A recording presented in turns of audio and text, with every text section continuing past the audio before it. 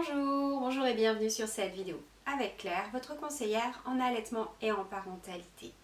Vous tirez votre lait pour diverses raisons, parce que vous en avez beaucoup, parce que vous voulez bien stimuler votre lactation, parce que vous envisagez de reprendre votre travail ou parce que vous avez un bébé hospitalisé et que vous voulez lui donner votre lait alors que pour l'instant il n'est pas capable de le téter lui-même.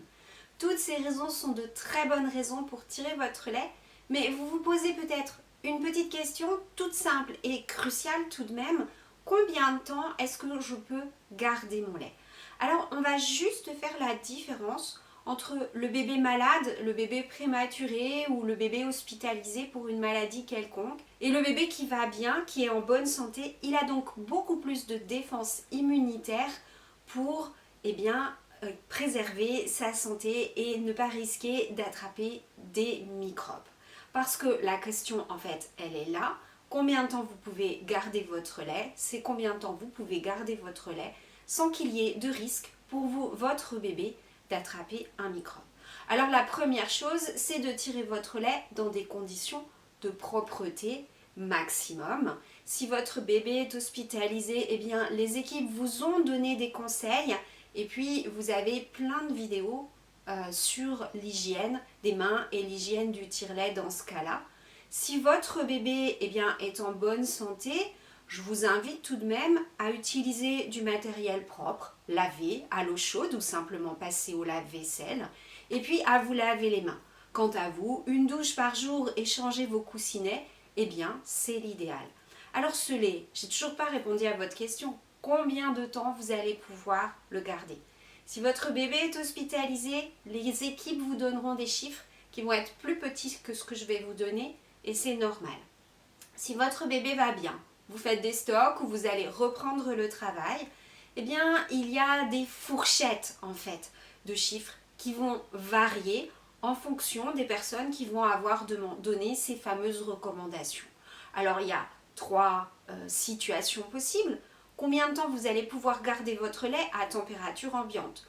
Par exemple, vous tirez au milieu de la nuit et franchement vous avez trop sommeil, vous n'avez pas le courage de vous lever pour aller mettre le lait au frigo.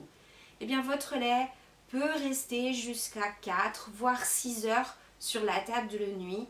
Vous pourrez ensuite le mettre au frigo pour qu'il soit consommé par votre bébé ou directement au congèle si vous pensez le garder.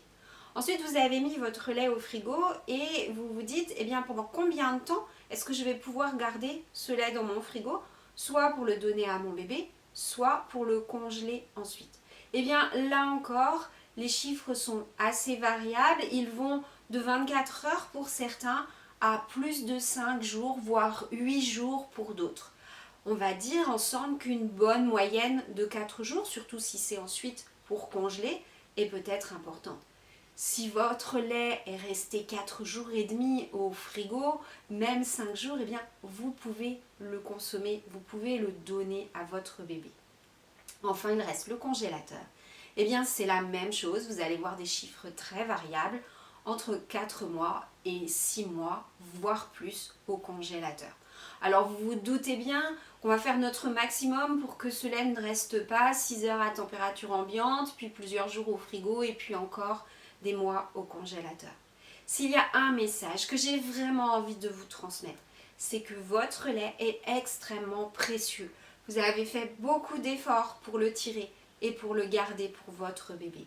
Ne le jetez pas. Il y a toujours possibilité de faire quelque chose avec. Votre lait est en même temps très précieux et très riche. Il contient plein d'anticorps, mais aussi des cellules qui détruisent les bactéries. Donc vous pouvez avoir confiance. Et enfin, votre lait, si vraiment vous vous dites « Non, là vraiment il a beaucoup traîné, je suis inquiète, je n'ai pas envie de le donner à téter à mon bébé », il peut être utilisé dans le bain, sur la peau, pour faire des soins qui vont lui rendre service. Voilà ce que j'avais envie d'échanger avec vous. Vraiment, j'ai envie d'attirer votre attention sur ces quelques points. Votre lait est très précieux. Votre lait reste ce qu'il y a de meilleur pour votre bébé. Du lait frais, gardé à température ambiante est meilleur que du lait gardé au frigo, qui sera meilleur que du lait gardé au congélateur, qui sera meilleur, bien entendu, que n'importe quel lait artificiel et industriel. Et enfin, si vraiment vous vous dites non, là, ça m'ennuie de le donner à téter à mon bébé, eh bien votre lait peut être utilisé pour ses soins d'hygiène par exemple. Voilà, cette vidéo vous a été utile? Cliquez sur j'aime. Vous avez une remarque, une question?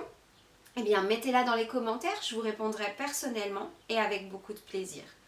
Vous avez vraiment besoin d'aide et d'accompagnement? Eh bien vous pouvez me retrouver sur mon site allaitementparentsbébé.fr. Et puis, si cette vidéo vous a plu et que vous voulez savoir ce qui se passe sur cette chaîne, abonnez-vous. À bientôt, j'espère.